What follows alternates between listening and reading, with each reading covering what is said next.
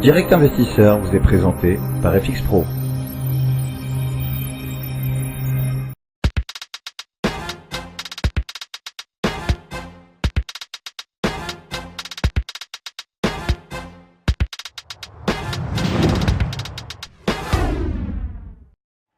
La bourse de A à Z avec Aziz Zejli, on revient donc sur le CAC 40, qui progresse. On a l'impression finalement qu'il n'y a pas d'impact du tout de ces attaques, de ces terribles attaques de vendredi sur les marchés. Les marchés finalement se reprennent. On est à 4820 points, plus 0,27% ce matin à juste 1 heure de cotation.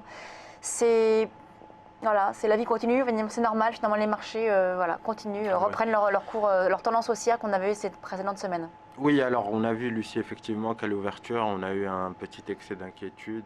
Les indices européens, et notamment le CAC 40, qui ont ouvert en baisse. On est allé chercher 4750 sur le CAC 40. C'est un niveau assez important puisque à 20 points près, ça correspond à 38% de retracement de tout le mouvement haussier que vous voyez à l'écran et qui a été amorcé fin septembre. Alors ce niveau a tenu, vous voyez qu'on l'a testé vers les 4750. C'est un niveau de support qui est très important puisqu'effectivement, si on avait enfoncé ce niveau-là, on aurait pu descendre beaucoup plus bas et plus vite vers les 4600 points. Ça n'a pas été le cas. On a des acheteurs qui ont tenu ce niveau des 4750.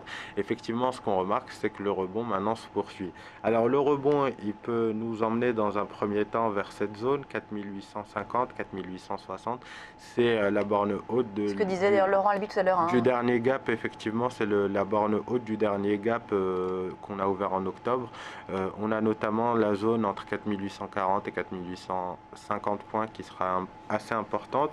Et donc, si on arrive à dépasser cet obstacle-là, on s'ouvre un retour vers les 5000 points avec un petit objectif intermédiaire vers les 4980. En tout cas, globalement, quand on regarde la configuration ce matin, en dehors des inquiétudes qu'on a eues en début de séance, effectivement, et qui sont en majeure partie liées au secteur du tourisme, du luxe et des loisirs de manière générale, on a eu des investisseurs qui ont pu profiter justement, c'est triste à dire, de cette opportunité pour se positionner à l'achat sur ces niveaux des 4750 points et profiter de ce rebond technique qui est en train de se matérialiser, qui se poursuit.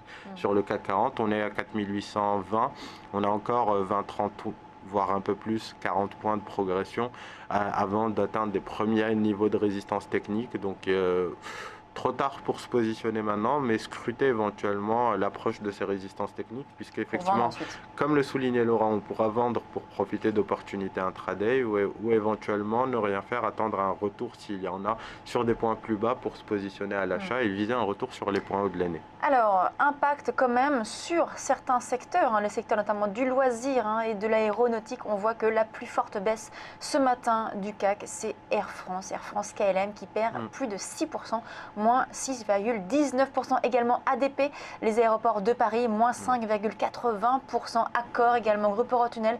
Toutes ces valeurs sont impactées ce matin par les attentats de Paris. Oui. Alors oui, Lucie, effectivement, vous citiez ADP, on va commencer par s'intéresser à ce titre. Vous voyez que le titre, effectivement, avant la séance d'aujourd'hui, on cotait quasiment 110 euros. On avait bien progressé à l'image des indices depuis fin septembre. Vous voyez qu'on était quasiment passé d'un niveau de valorisation vers les 97 euros à un plus haut au-dessus des 115. On avait atteint un plus haut quasiment vers les 116 euros.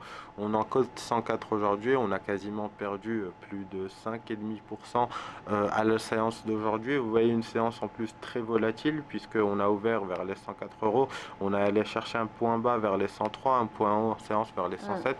Donc on est face à une séance très volatile et ça montre bien toute la panique des investisseurs et les inquiétudes concernant ces secteurs. Alors ça concerne les transports, on l'a vu sur ADP, ça concerne le luxe et le tourisme avec Accor qui perd plus de 5%, Accor qui a été revenu chercher un niveau plus bas annuel, quasiment vers les 37,50 €, vous le voyez, le bas de cette bougie d'aujourd'hui, avant de se reprendre. Alors, ce qui est je le disais triste à dire, Lucie, c'est qu'effectivement, le fait de pouvoir assister à cette inquiétude, à des retours sur des niveaux de valorisation, même en intraday très bas, ben, ça peut donner lieu à des opportunités pour se Et repositionner, oui. et pour profiter d'un regain d'intérêt, de l'inquiétude qui va baisser dans les jours à venir. Alors Et, après, il faut savoir dans quel horizon de temps on se positionne, parce que c'est vrai que ces valeurs qui sont impactées là à court terme oui. par les événements, eh bien, on ne sait pas finalement quel va être l'impact, hein. Si l'impact va se poursuivre dans les jours à venir, donc c'est peut-être un petit peu trop tôt pour se positionner sur ces valeurs.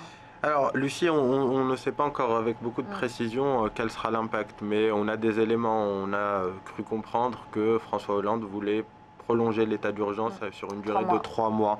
Ça peut être assez dramatique pour les établissements publics, pour les lieux de loisirs, les musées, les cinémas, les théâtres, tous ces lieux autour desquels la jeunesse parisienne, comme les moins jeunes, se retrouver pour passer des bons moments, effectivement, peuvent voir leur fréquentation baisser. On peut avoir les hôtels, effectivement, et c'est le cas d'Accor, qui vont voir leur activité impactée parce que Paris attirera forcément moins de touristes, et moins de touristes qui viennent notamment de partout dans le monde, mais plus particulièrement les touristes asiatiques qui ont cette fois-ci un impact très important sur les valeurs du luxe, puisque on a vu... Donc aujourd'hui, finalement, on ne revient pas forcément, c'est trop tôt pour revenir sur ces valeurs, vous estimez? Même si on a cette baisse, comme vous le disiez, tristement, en effet, ça peut être un bon point d'entrée. Bah, Mais- ça dépend de l'horizon de temps, effectivement, qu'on veut jouer. Si on veut faire quelques arbitrages sur ces valeurs, effectivement, on peut profiter juste de la baisse de ce matin, puisque comme on le voit, après avoir, c'est le cas sur Accor, après avoir atteint des niveaux techniques, on le voit vers les 37,50, c'était le plus bas quasiment de l'année, en dehors du mois de janvier où on avait bien progressé depuis le mois de janvier. Effectivement, on avait atteint un point bas, c'était le point bas qu'on avait touché en août vers les 37,40 €, 37,50 €.